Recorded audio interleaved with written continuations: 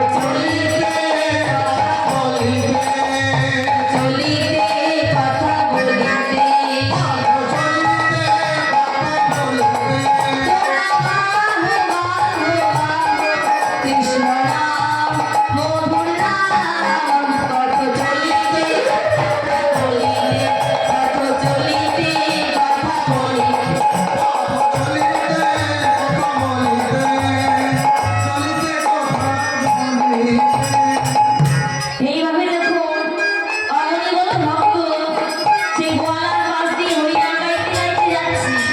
গোয়ালা বলছে হরিনাম বন্ধ করো, হরিনাম বন্ধ করো, হরিনাম বন্ধ করো। ভক্ত মনে মনে চিন্তা করছে কি পাগল, হরিনাম গাইতে গাইতে যাচ্ছে, হঠাৎ এসে বলছে হরিনাম বন্ধ করো। যে ও গোয়ালা তোমার আবার হলো কি বলো? গোয়ালা বলছে শোনো শোনো, আগে তোমরা হরিনামটা বন্ধ করো, আমার ভোলের নাম আমায় দাও, তারপর আমার হরিনাম গাইতে গাইতে। কি গো মা, যদি আপনি কোনো মিষ্টির দোকানে না যান, সেই দোকানদার এসে যদি বলে যে মিষ্টির দাম দিয়ে দাও, তাহলে কি বলবেন? দেবেন হ্যাঁ কি না? অবাক হবেন তো যে আমি মিষ্টি খেলাম না আর দোকানদার কিনা এসে বলছে মিষ্টির দাম না। দেবেন? কখনোই দেবেন না।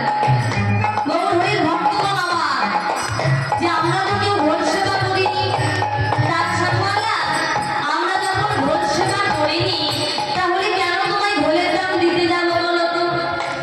শোনো শোনো, তোমরা ভোল সেবা করো এটা ঠিক, তোমাদের মধ্যে একজন ছিল সে ভোল সেবা করেছে আর বলেছে তোমরা পিছনে আসো, তোমাদের কাছে করি নিতে দিয়ে দাও। আমাদের মধ্যে একজন বলেছে, কে বলেছে তার নামটা তো বলো, অত শত জানি না, বলেছে তোমাদের মধ্যে একজন, তার নাম জানি না, তোমাদের কাছে ভোলের দাম নিতে বলেছে, দাম আমাদের দিয়ে দাও। আচ্ছা ঠিক আছে, তার নাম না হয় জানো না, তাকে দেখতে কেমন সেটা তো বলো। হ্যাঁ, নাম বলতে পারবো না, তবে সে দেখতে কেমন আমি বলছি শোনো।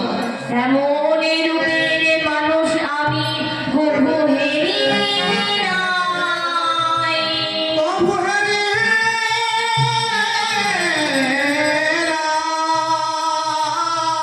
যে রূপে দেখলে ভুবন ভুলে যায়, এমন সুন্দর রূপের মানুষ যে চলে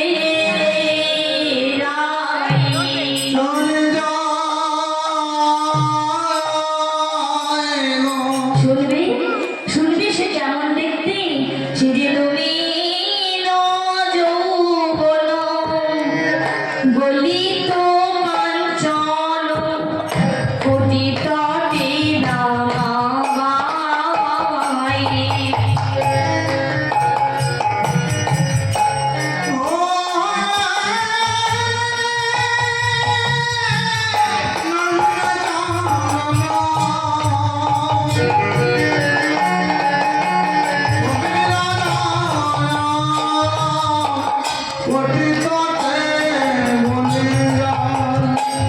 মুখে কৃষ্ণ বলিয়া প্রাণে দৌড়ামা, গায় গৌর হরি বল হরি বল হরি বল।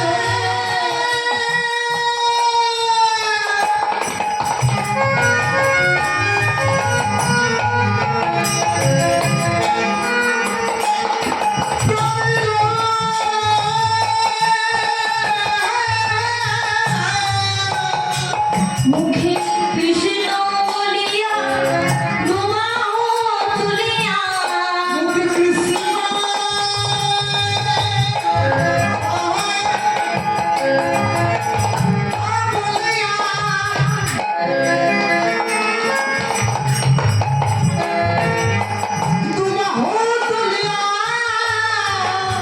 দেখলা নাচিয়া নাচিয়া যায়, নাচিয়া নাচিয়া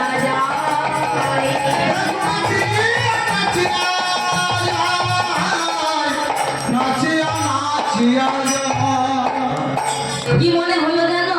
আমার দেখে মনে হলো কাঁচা সোনা, আমার দেখে মনে হলো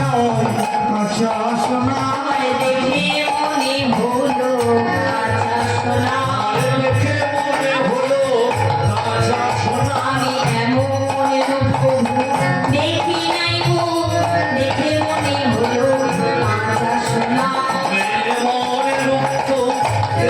মনে হলো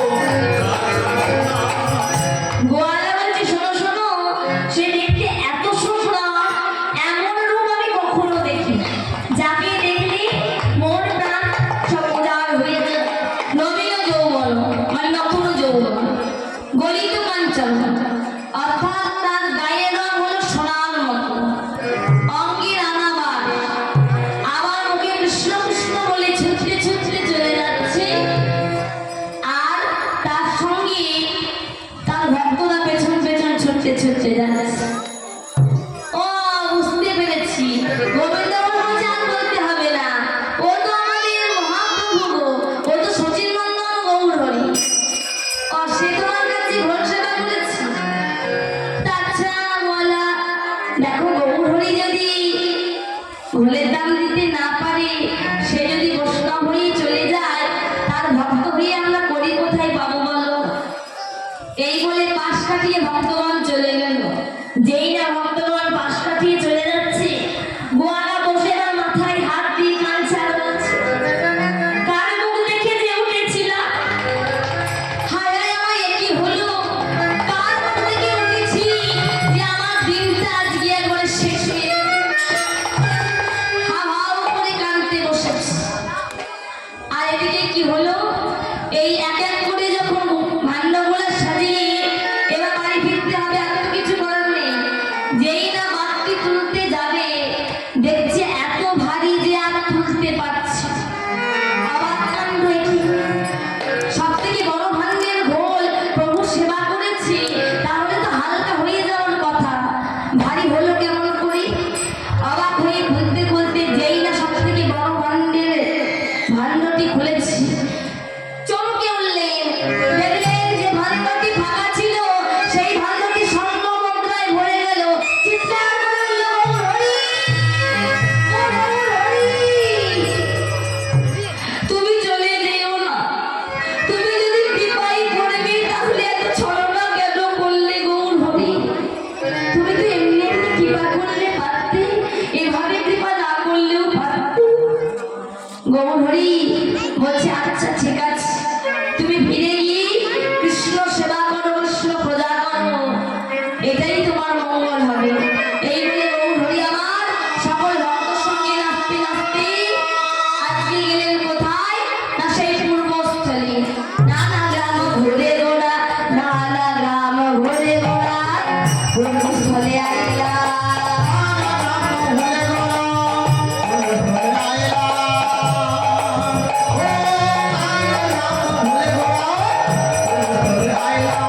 ভক্তগণ সঙ্গে লইয়ে নাচিয়া নাচিয়া, আবার ভক্তগণ সঙ্গে লইয়ে নাচিয়া নাচিয়া, আনন্দেতে চলে যায়, আনন্দেতে চলে যায়, ভক্তগণ সবে মিলে আনন্দেতে চলে যায়, ভক্তগণ সাথে লইয়ে আনন্দেতে চলে যায়।